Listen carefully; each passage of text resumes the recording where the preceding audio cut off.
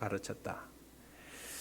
그래서 이 학생은 굉장한 이렇게 좀 선생님들로부터 어떤 배신감을 느꼈다는 표현을 이렇게 썼습니다. 그러면서 아주 합리적이고 과학적인 방법으로 진화론을 반박하기 시작했습니다. 이 진화론의 가장 핵심적인 증거라고 할 수 있는 인간의 화석들, 인류의 호모사피엔스가 이렇게 등장하는 그 과정에서의 이 유인원들의 화석들을 이렇게 이야기하지 않습니까? 그래서 뭐 오스트랄로피테쿠스나 자바인, 북경인 같은 사람들은 이 뼈 사진을 보고 진화론이 확실하다고 생각합니다. 가장 오래된 사람일수록, 그런 화석일수록 원숭이의 두개골을 많이 닮았다고 주장하는 것이지요. 점점 진화되어 가면서 턱은 작아지고 두뇌는 점점점 커졌다고 주장합니다. 이런 주장과 가설이 얼마나 단순하고 어이없는 주장인지 이 뒤에 있는 사진 하나면 금방 결정이 납니다. 여러분, 강호동은 송민호보다 진화되었다? 이렇게 주장할 수 있습니까? 강호동은 그 두개골이 송민호의 2배 정도 크기예요. 그러면 두개골이 크니까 더 진화된 거예요? 아니, 그 두개골의 크기를 가지고 진화의 이 발달 과정을 설명한다는 게 얼마나 우스운 일이냐 이 말이죠. 진짜 이 강호동 씨는 살이 찐 게 아니고 두개골 자체가 굉장히 크다 그래요. 사람들은 이제 오스트랄로피테쿠스, 호모 하이빌리스, 호모 에렉투스, 네안데르탈인, 그리고 또 호모 사피엔스 이래 하면서 내가 점점 커져 갔다고 주장을 합니다. 그래서 뭐 그 이전에 드리오피테쿠스나 라마피테쿠스 같은 더 이전 이 유인원들도 있었다고 주장합니다. 여러분, 그런데 세계에서 가장 지능이 높은 사람들이 지능이 어느 정도 되는지 아십니까? 그 사람들은 머리가 굉장히 뇌가 클까요? 그렇지 않습니다. 여러분, 세계에서 가장 지능이 높은 사람이 여기 나온 테렌스 타오라는 사람인데 IQ가 230입니다. 이 사람은 24살에 최연소 캘리포니아 대학 수학 교수가 되었죠. 20살에 박사가 되었고요. 10몇 살에 이 사람은 미국 8살인가? 미국 SAT 대학, 우리나라 수능 같은 것을 이렇게 패스를 했다 그래요. 그 위에 있는 사람은 크리스토퍼 하라타라는 사람인데, 이 사람은 MIT 천체 물리학 교수입니다. IQ가 225예요. 밑에 있는 분은 여러분 스티븐 호킹이라는 박사죠. IQ가 160대인데 이분들 머리가 그렇게 커 보여요? 그렇지 않습니다. 그죠? 단순하게 그렇게 이 해골, 뼈들을 가지고 두골을 가지고 진화를 논한다는 게 얼마나 억척 같은 주장인지 모릅니다. 그래서 이 진화론의 내용들은 지금까지 발견되었던 유인원들의 화석들이 거의 대부분 가짜나 조작으로 다 밝혀졌어요. 우리도 학교 다닐 때 그냥 자연스럽게 이런 것을 배웠거든요. 지난번 처음에 말씀드렸던 것처럼 이 중학교, 고등학교 때 많은 아이들이 성경신앙에서 떠나서 하나님을 등지게 된다고 그러지 않습니까? 여러분, 최초의 인간이라고 주장했던 라마피테쿠스는 인도에서 살았다고 알려져 있습니다. 이 진화론자들은 이 화석이 역사상 처음으로 사람이 된 원숭이라고 믿고 있죠. 그런데 후에 이 화석을 자세히 연구한 결과 이건 사람과는 아무 상관도 없는 단순한 원숭이에 불과하다는 것이 밝혀졌습니다. 심지어 진화론자인 미국 예일대학 교수팀들도 화석 연구를 하고 나서 이 뼈는 원숭이 뼈일 뿐 원숭이가 사람으로 진화했다는 어떤 증거도 찾을 수 없다고 결론을 내렸습니다. 처음 발견했을 때는 아주 대단한 발견인 줄 알았죠. 그 다음에 이제 우리가 많이 이야기하는 오스트랄로피테쿠스입니다. 이 오스트랄로피테쿠스 화석이 있는데 이 화석은 다른 부분은 원숭이와 같은데 이빨이 사람과 닮았다고 해서 인류의 조상으로 떠받들어졌습니다. 그러나 영국의 해부학자인 주크만 박사가 15년 동안이나 이 뼈를 연구한 결과 이 화석 역시 사람과 아무런 상관이 없는 원숭이라는 결론을 내리게 됩니다. 인도네시아 자바섬에서 발견됐다는 자바 원인. 여러분, 이거는 두보아라는 사람이 이 뼈를 처음 발굴했는데 이 사람이 죽을 때 양심 고백을 했어요. 조작이었습니다. 점점점 이 세계적으로 유명해지는 것을 기대한 그는 그 사실을 숨기고, 그런데 알고 보니까 이 뼈들이 한 몸에서 나온 것이 아니었어요. 여기서 하나 죽고 저기서 하나 죽어갖고 그렇게 조작을 한 것으로 판명이 되었고, 죽기 전에 뉘우치고 거짓이었음을 스스로 다 밝힌 내용입니다. 그런데 여러분 학교 다닐 때 이거 다 배웠지 않습니까? 호모 에렉투스, 우리 이제 흔히 말하는 북경인이라고 하는데, 이 화석은요 1921년 스웨덴의 지질학자 요한 군나르 안데르손과 미국의 고생물학자인 월터 그랜저가 베이징 근처의 주구점에서 인류의 것이라고 생각되는 화석을 발견했습니다. 그 후 여러 차례 조사가 이루어졌는데요. 중국의 고고학자 배뭉종이라는 사람이 이 완전한 형태의 두개골을 발견했다고 합니다. 그리고 수십 명의 이 원인의 뼈가 발굴되었는데 진화론 학자들은 이거야말로 진짜 사람이 되어가는 원숭이의 뼈다 그랬는데, 사실 지금 이게 다 분실되고 하나도 남아있지 않아요. 그래서 이 학자들 사이에서는 전거품도 없는 걸 가지고 진화론을 주장할 수는 없다는 결론에 도달해 버리고 말았습니다. 네브라스카인에 대한 또 화석이 있지 않습니까? 이거는 유인원의 이빨이라고 생각해서 하나를 주었는데요. 사람들이 이제 이걸 가지고 야 이거야말로 진짜 진화를 증명할 수 있는 화석이라고 주장을 합니다. 단 한 개의 이빨을 근거로 해서 네브라스카인이라는 한 유인원을 추정해 낸 것입니다. 그리고 이름도 아주 멋지게 붙였어요. 헤스페로피테쿠스 헤롤드 쿠키라는 이름을 과학적인 이름으로 만들어냅니다. 그런데 얼마 지나서 5년인가 지나지 않아서 그 같은 지역에서 이 동일한 이 뼈들이 이빨이 멧돼지들 무리 속에서 발견된 거예요. 그래서 알고 보니까 이거는 원숭이의 이빨도 아니고 사람의 이도 아니고 결국에는 멧돼지의 이라는 것이 드러나 버리고 만 것입니다. 여러분, 이러한 이 진화론이 과학적인 것처럼 알려진 수많은 내용들이 알고 보면 결국에는 어떤 것도 확실한 것이 하나도 없다는 것이죠. 네안데르탈인이라고 그러죠. 네안데르라는 뉴맨이라는 뜻이고 탈은 계곡이라는 건데, 네안데르라는 계곡에서 발견된 이 한 화석을 가지고 이 네안데르탈인은 아마 거의 호모사피엔스에 가까운 사람이라고 이렇게 이야기를 했습니다. 그런데 독일 의학계를 대표하던 병리학자 루돌프 피르호는 이거는 구루병에 걸린 사람의 화석이라는 결론을 내리게 됩니다.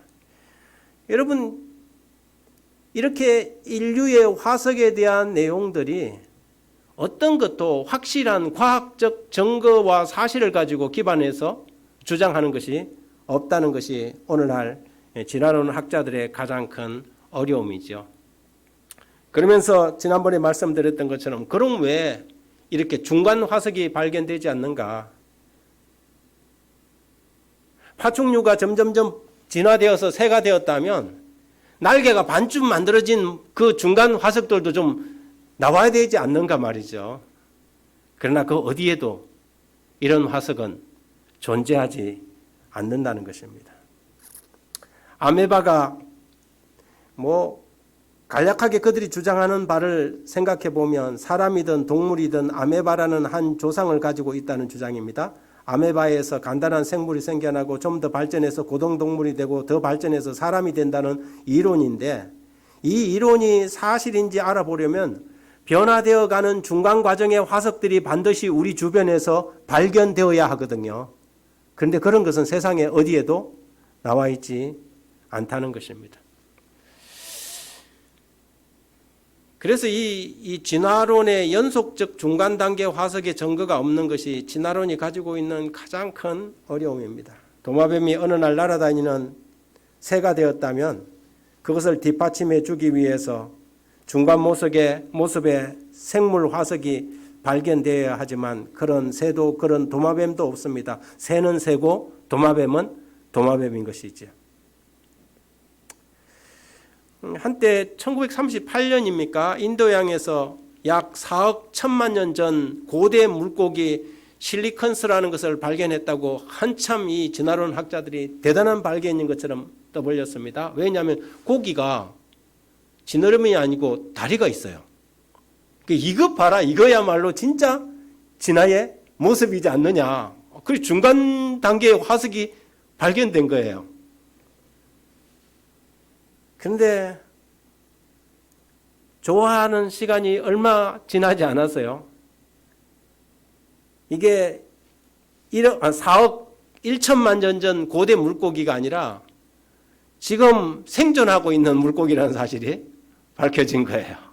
어떤 어부가 이 고기를, 살아있는 고기를 잡은 거예요. 이 고기는 그냥 이렇게 생긴 거예요. 진화해갖고 그냥 그래갖고 없어진, 사라진 4억 몇천만 전의 고기가 아니고 지금도 이런 고기가 있다는 것이죠.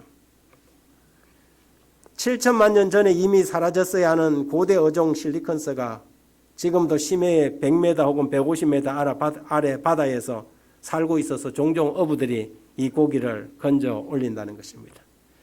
하나님이 그렇게 만들어 놓은 거예요.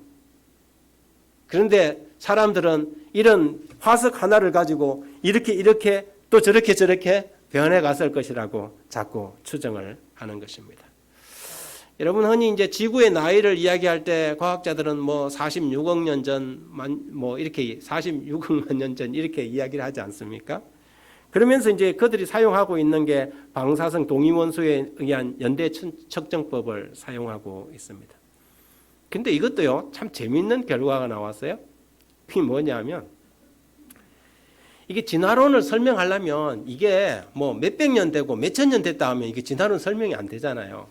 그러니까 기본적으로 7천만 년 전 어마어마한 이 연도를 이야기를 해야 이제 말이 되는 거예요.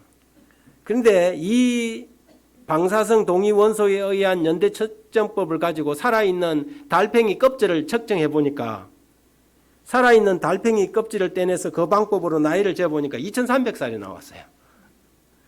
지금 살아있는 달팽이 나이가 2300살이 나왔단 말이죠. 그리고 지금 생존해 있는 나무 껍질을 재봤더니 무려 10,000살이 나왔고요. 이라크에 500년 전에 살던 종족의 시체를 가지고 계산을 해보니 무려 6,000년의 차이가 났습니다. 그리고 갓 잡은 물개 나이는 1300살로 나왔고 죽은 지 30년 된 한 동물의 그거는 보니까 4,600살이 나왔고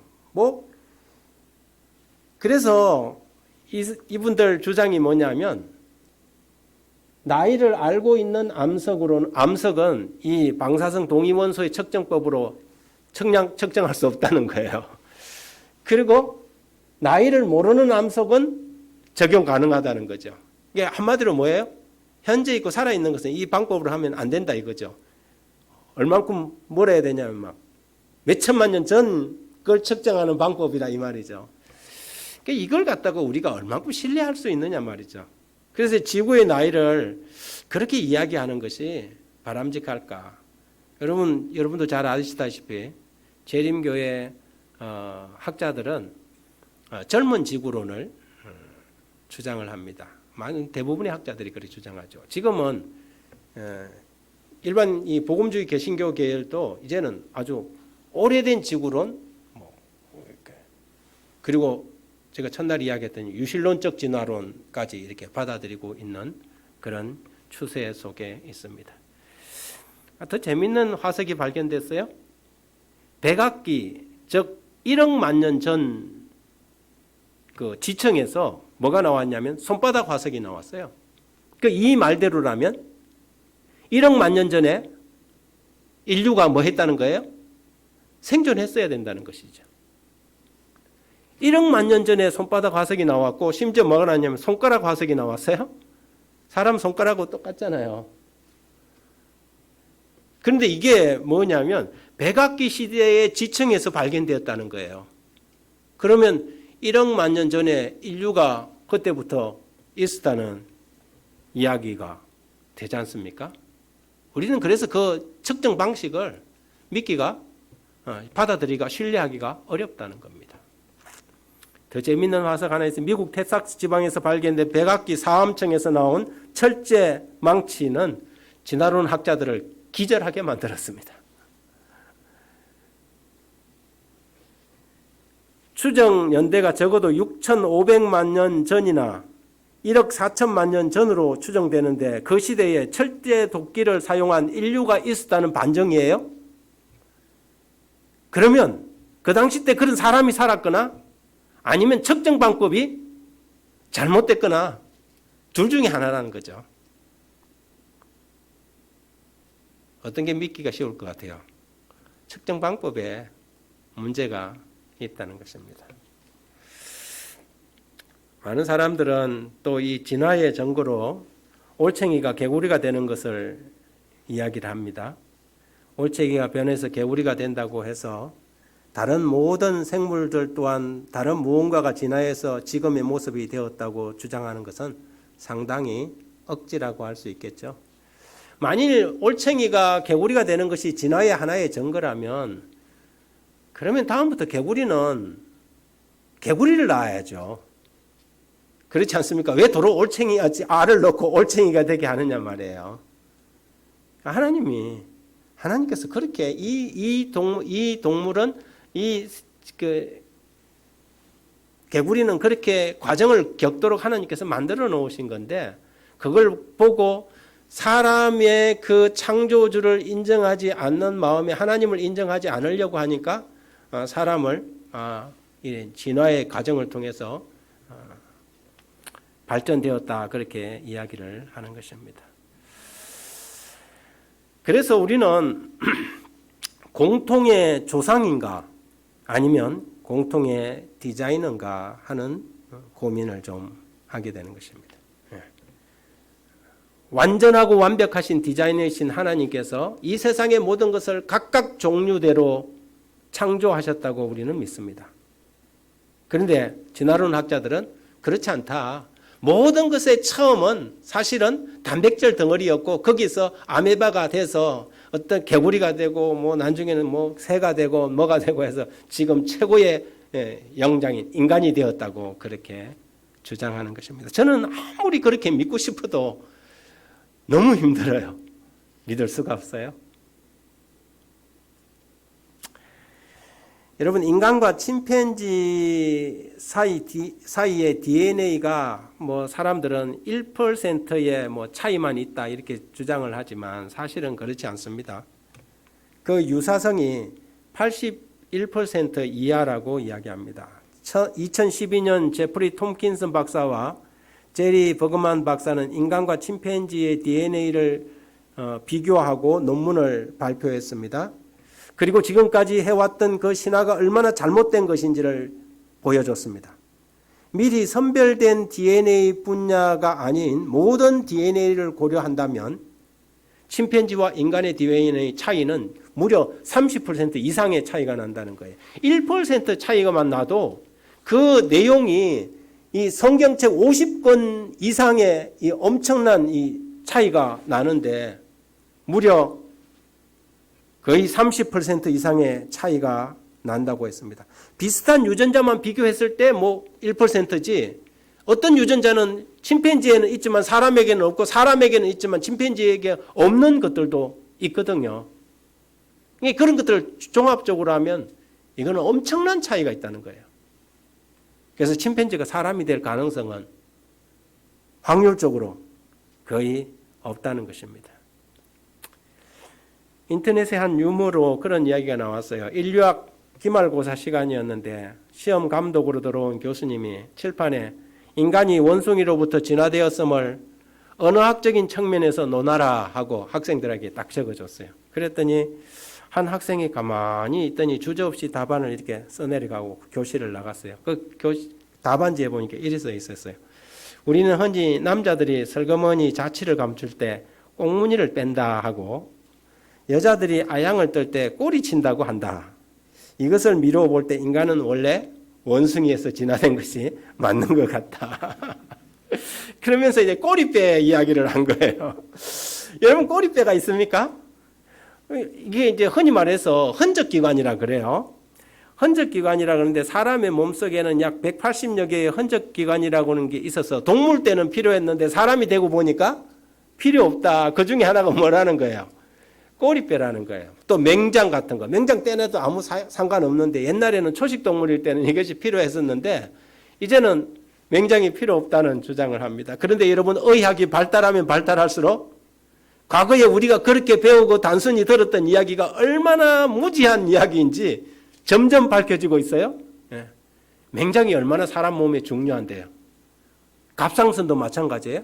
그래서 뭐 갑상 떼버려도 된다고 생각하는데 여러분 그것이 요들을 만들어내는 아주 중요한 역할을 하고 그것이 없을 때 사람이 필요 이상으로 붓거나 또 필요 이상으로 적어지거나 할 수 있다는 것이 의학 발전된 의학계에서 밝혀지고 있지 않습니까? 필요 없는 것들이 아니라 하나님께서는 인간에게 딱 필요한 것들을 만들어 둔 거예요. 꼬리뼈가 없으면요 사람이 이렇게 걷거나 하는데 얼마나 불편한지 몰라요. 앉을 때나. 그런데 꼬리뼈가 옛날에는 원숭이처럼 꼬리가 있었는데 이게 사용하지 않아서 진화론적인 입장에서 이게 이제 필요 없어지니까 지금 흔적만 남아서 흔적기관이다. 뭐 그런 것들이 많아요. 여기에 말하는 눈의 순막이나 귀바퀴의 근육이나 막창자 꼬리나 이런 것들 말이죠. 그러나 이런 것들이 다 필요한 기관이었습니다. 맹장은 외부의 병균으로부터 우리의 몸을 보호하는 항체를 생산해내는 굉장히 중요한 장기라는 사실이 의학계에서는 이미 밝혀진 사실입니다. 필요 없는 흔적기관이 아니라는 것이죠.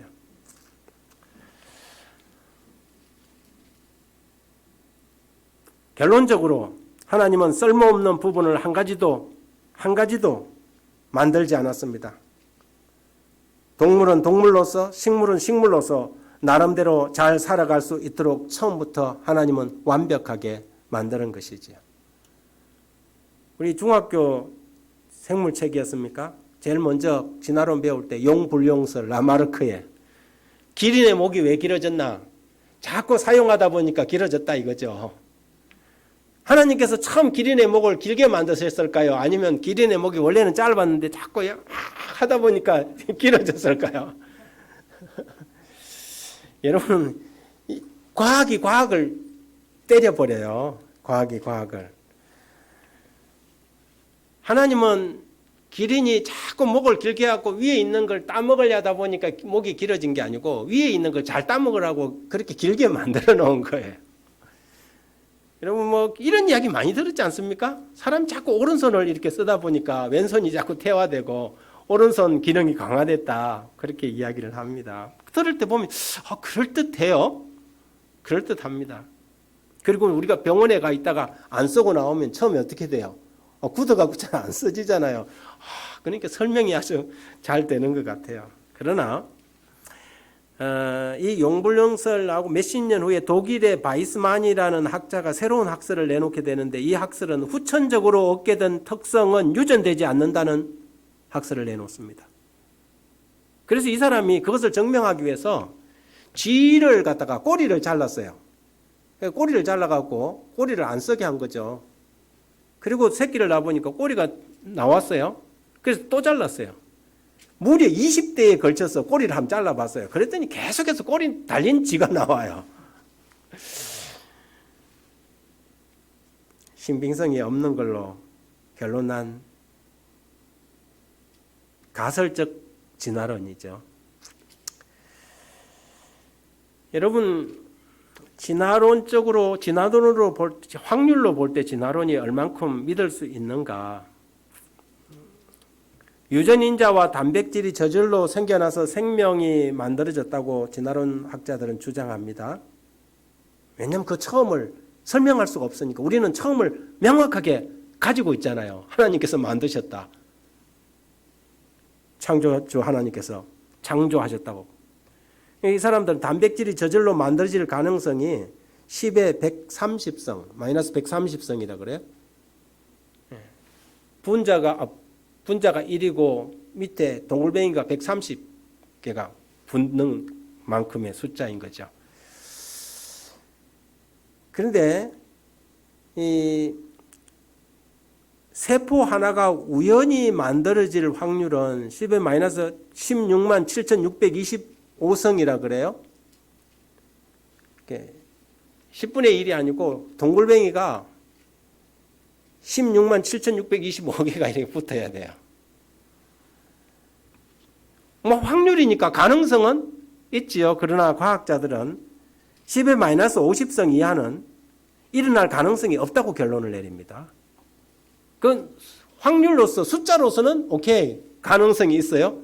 그러나 실질적으로 일어날 가능성은 50개만 붙어도 그거 일어나지 않는다고 결론을 내리는 거예요. 그런데 무려 16만 7,625개가 동그라미가 붙는다면 여러분 이것은 불가능한 이야기라는 거죠. 어떻게 어느 날 갑자기 단백질 덩어리가 생명체가 되고 생명체가 점점점 진화해갖고 오늘날 저와 여러분처럼 코로나가 하면 막 마스크도 쓰고 막 이렇게 하는 이런 존재가 되었다고 그렇게 믿고 가르칠 수 있겠습니까? 그래서 여러분 사다리 타기를 하면 이제 젊은 지구 창조론, 오랜 지구 창조론, 유신 진화론이 있는데 유신 진화론은 사다리를 타보니까 어디로 가냐면 십자가가 의미가 없어져요. 이 신학을 받아들이면 오래된 지구 창조론을 믿으면 하나님을 아주 잔인한 하나님으로 믿을 수밖에 없어요. 그래서 우리는 성경에 있는 말씀 그대로 하나님께서 창조하셨고 이 지구도 사실 알고 보면 그렇게 오래된 것이 아니라고 믿습니다. 이 지구상에 존재하고 있는 헬륨의 양을 측정할 때도 이 지구가 매년 발생하는 헬륨의 양을 가지고 계산해 보니까 현재 지구상의 헬륨의 양을 측정했을 때 약 만년 이하라는 거예요. 그것뿐만 아니라 우주진이라는 게 있지 않습니까? 우주진이 이렇게 자꾸 떨어지는데 그걸 가지고 지금 매년 그 쌓이는 양을 가지고 계산했을 때 지구가 만년이 아니고 아까 그 진화론 학자들이 말하는 것처럼 10만 년, 억만 년으로 넘어가면요. 지구는 이미 우주진에 쌓여서 없어져 버려야 돼요. 여러 가지 증거들은 오늘날 우리가 살아가고 있는 이 푸른별 지구가 그렇게 생각보다 넓지 않는 젊은 지구라는 사실을 이야기해 줍니다.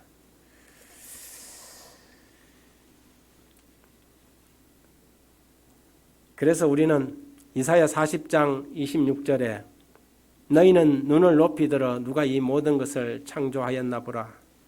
주께서는 수요대로 만상을 이끌어내시고 그들의 모든 이름을 부르시나니 그의 권세가 크고 그의 능력이 강함으로 하나도 빠짐이 없느니라. 우리는 공통의 조상에게서 온 것이 아니라 소나 돼지나 개나 원숭이나 사람이나 한 조상 아메바가 아니라 하나님께서는 각기 종류대로 빠진 것이 없도록 하나님의 완벽한 이 계획 속에서 만들어졌으며 저와 여러분은 하나님의 형상으로 하나님의 모양으로 지음을 받은